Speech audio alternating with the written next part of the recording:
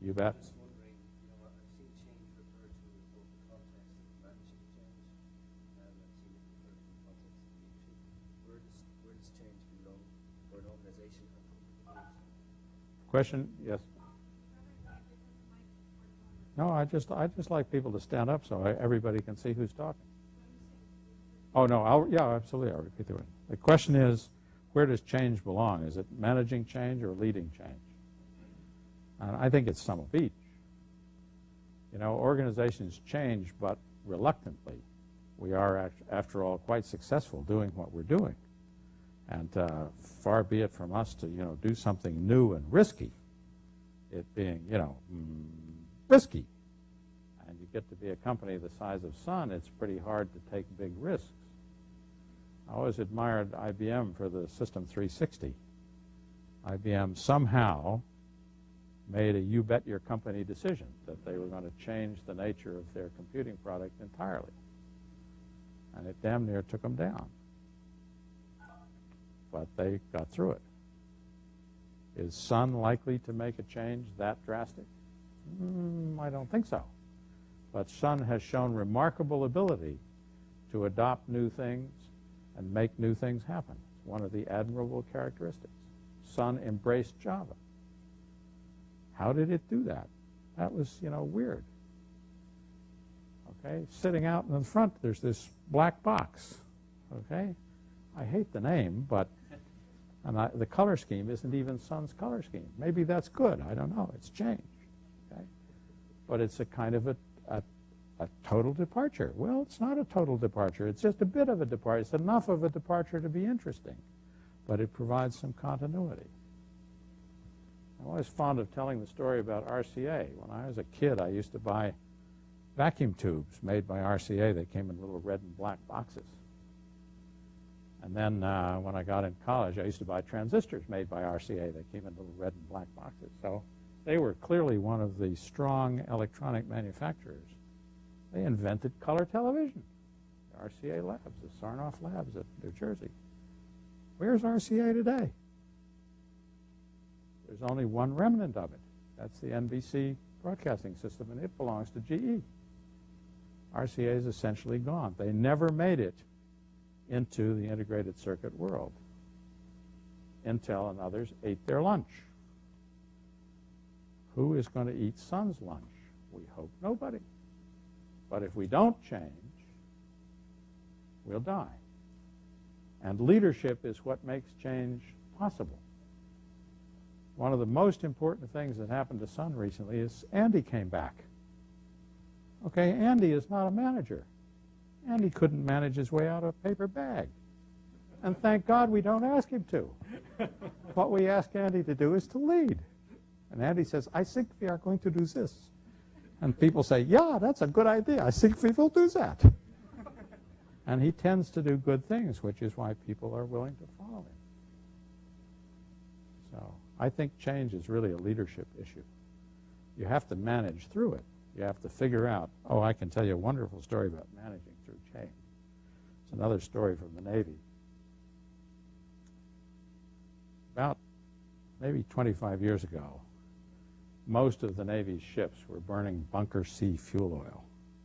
Bunker C fuel oil is what's left over after you've taken everything useful out of the petroleum, all the gasoline, all the kerosene, everything else. And it's so thick you have to heat it before it'll flow. It's about like tar. It's god-awful stuff. And most of the Navy ships burned that to make steam to drive the ship. So they had depots all over the world full of bunker C fuel oil. And some clever guy noticed that a lot of new ships had gas turbines, which burned kerosene. And then they noticed that if they put kerosene into the steam boilers, there was less crud collected in the chimneys and less crud collected in the boiler. And in spite of the fact that kerosene was slightly more expensive than the bunker C fuel oil, the cost went down. Wonderful discovery. So let's change, and let's have the Navy stop burning bunker C fuel oil and start burning kerosene. Well, now we have a management problem that won't quit. because we've got millions of dollars of bunker C fuel oil all over the world. We have to convert our ships one at a time. We'd like to not convert all the ships before we burned all the oil, but we want to convert them in time, and, took 15 years. Management nightmare. The leadership said, this is what we're going to do, and they were clearly right. But then the management had to do it in a way that was cost effective. So I think it's a piece of each. The leadership, I think, is the really important part. Without it, management doesn't do you any good. But with both, you've really got something.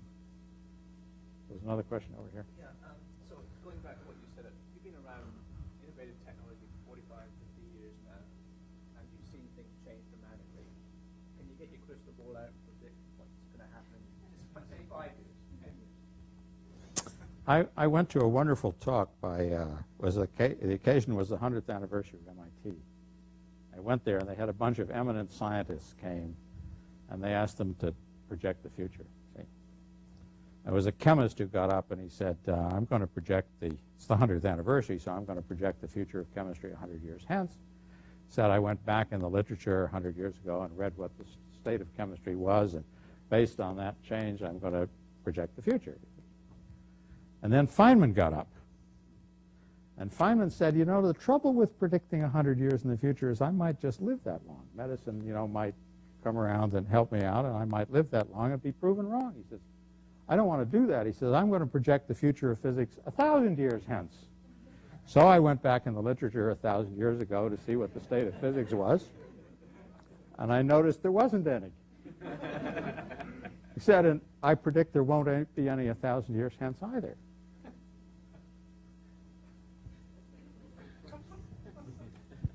That seemed a remarkable conclusion. And he said, well, here's the reason. He says, either, he says, we'll have discovered everything. We will know how the world works, in which case physics will be boring and nobody will study it. Or, as appears likely, every time we discover some new thing, that will open the door to discovering some more new things. It's like going down a long corridor. Each door that you open, there's another piece of the corridor, another door, and so on. And after 1,000 years of this, we'll get bored and there won't be any physics. But most likely, he said, the course of physics will be influenced instead by politics. And physics is likely to be forbidden as too dangerous. And that's a very interesting view, which is our future at Sun, the computer industry future, is influenced a lot more by world events than we would care to believe. Sun has been through a dip. Was that dip caused by Sun? Well, I don't think so. It was caused by a lack of faith of shareholders in the dot-com boom. There was a bust. Wasn't the first bust that has ever happened, but it caused a depression in the technological industries, and Sun suffered badly from that. You want me to predict the future 5 years from now? Would you care to tell me whether or not we'll be subject to a nuclear attack in 5 years? I think the difference is going to be huge, and the principal influence on our business that we can't control is political.